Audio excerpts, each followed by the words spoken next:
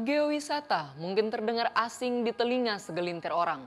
Sebagai wisata minat khusus, Provinsi Nusa Tenggara Timur memiliki segudang kekayaan di sektor pariwisata basis pada objek geologi. Seperti apa jenis dan potensinya? Berikut liputannya untuk Anda.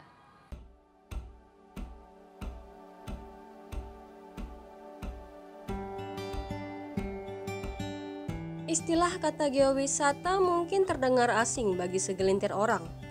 Wisata minat khusus yang menjanjikan beragam objek wisata hasil geologi. Provinsi Nusa Tenggara Timur menjadi salah satu wilayah yang kaya akan lokal wisata.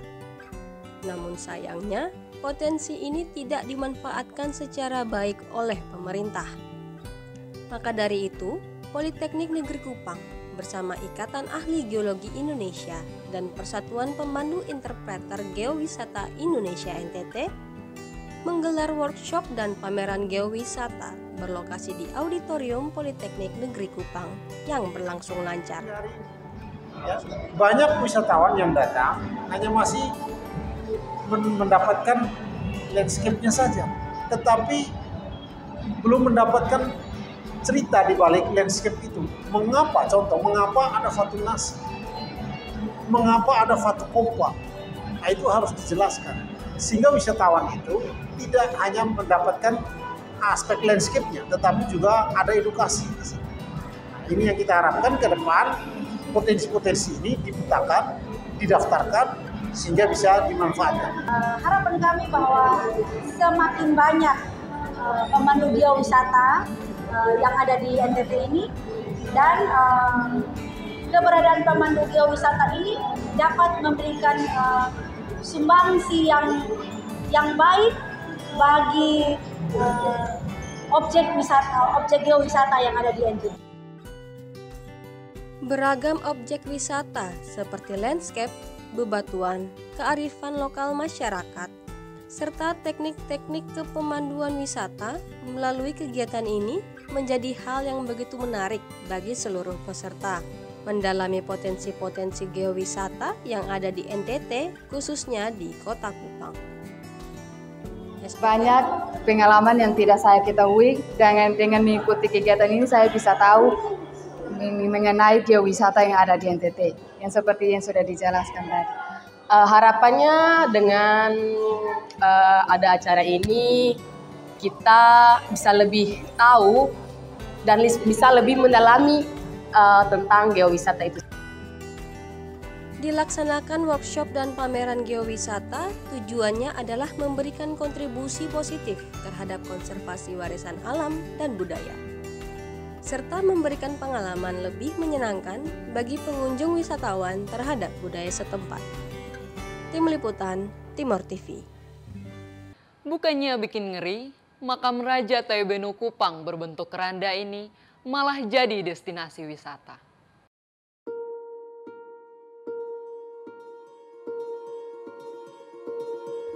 Terletak di Jalan Sakiman, Kelurahan Manutapen, Kota Kupang, makam kuno yang satu ini justru dijadikan destinasi wisata oleh masyarakat sekitar.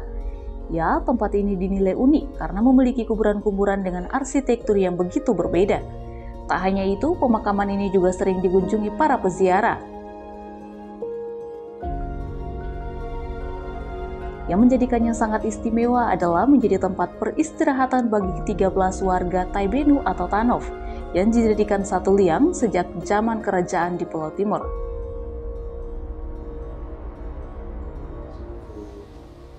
Tanov itu dia dari Molo, setelah dari Molo dia ke Delogama.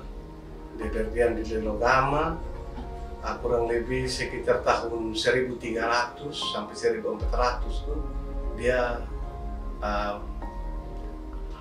transmigrasi ke Kupang, tepatnya di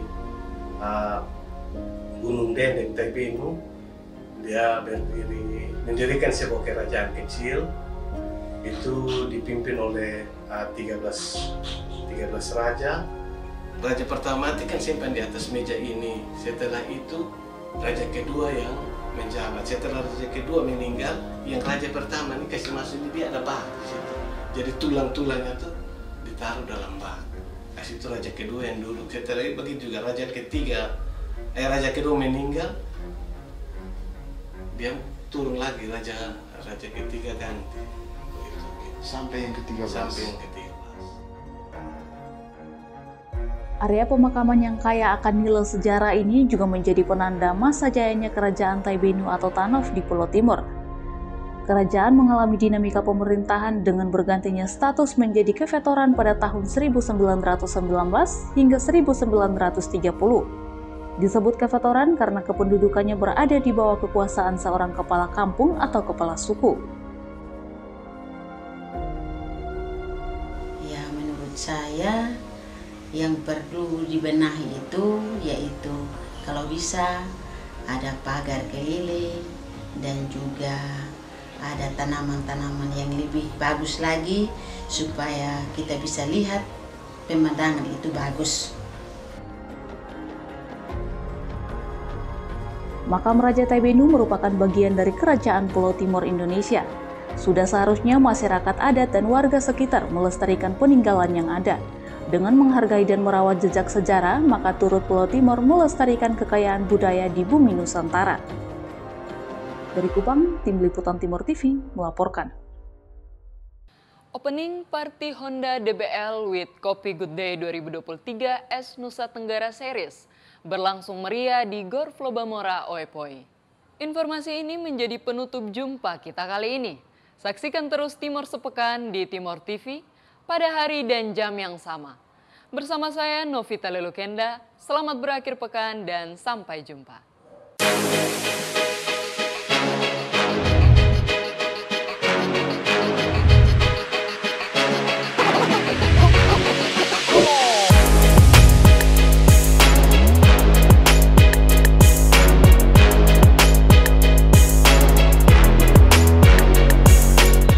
Penyelenggaraan seremonial opening party Honda DBL with Coffee Good Day 2024 It's Nusa Tenggara Series yang digelar di Gor Flobamora Oepoi Senin kemarin berlangsung dengan penuh semarak. Pembukaan resmi ini pun tampak dihadiri oleh Project Officer DBL Kupang Adi Negoro bersama Direktur Timur TV Komang Ramantia dan sederetan para undangan sponsor yang ikut membuka sekaligus menyaksikan laga awal klub putri SMA Katolik Giovanni Kupang melawan SMA Negeri 3 Kupang. Kita ingin basket di Kota Kupang ini tumbuh. Sudah terlihat di awal penyelenggaraan kita tahun ini, di mana antusias dari teman-teman Kupang ini sangat luar biasa. Jadi harapanku sampai nanti final, bahkan untuk tahun-tahun kedepannya kita akan tumbuh terus di Kota Kupang ini. Nantinya selain kita ada champion di Kota Kupang ini, nanti ada beberapa anak yang akan kita pilih, kita seleksi untuk kita bawa ke camp kita nanti di Jakarta. Nanti di camp Jakarta itu dari seluruh perwakilan seluruh kota penyelenggaraan DBL akan dipilih 12 putra dan 12 putri terbaik yang nantinya akan kita berangkatkan ke Amerika untuk melakukan yang namanya DBL All Star. Seperti itu. Salah satu pemain dari klub putri Giovanni Kupang, Felicia Putri Uung, menyampaikan dirinya sangat ekspresif dalam mengikuti DBL. Ia sempat mencetak 4 poin dengan skor 11-4, menang melawan SMA Negeri 3 Kupang.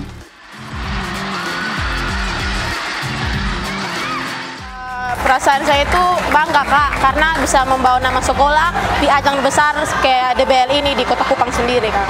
Supporter SMA 3 sendiri mereka ya lumayan agresif ya Kak, jadi lumayan gugup Kak. Tapi dari situ saya melihat supporter SMA kami itu lebih baik, lebih bersemangat dari SMA 3 Kak.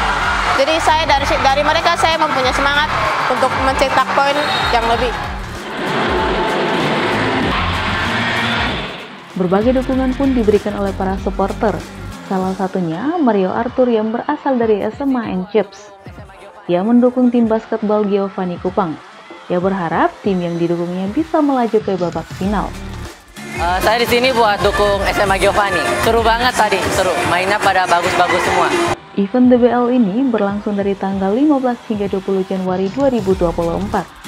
Dengan diadakannya kegiatan ini diharapkan tidak hanya menjadi perayaan olahraga, tetapi juga menjadi momentum untuk memupuk semangat kompetisi dan persatuan para kalangan pelajar di Provinsi Nusa Tenggara Timur. Dari Kupang, Tim Timur TV melaporkan.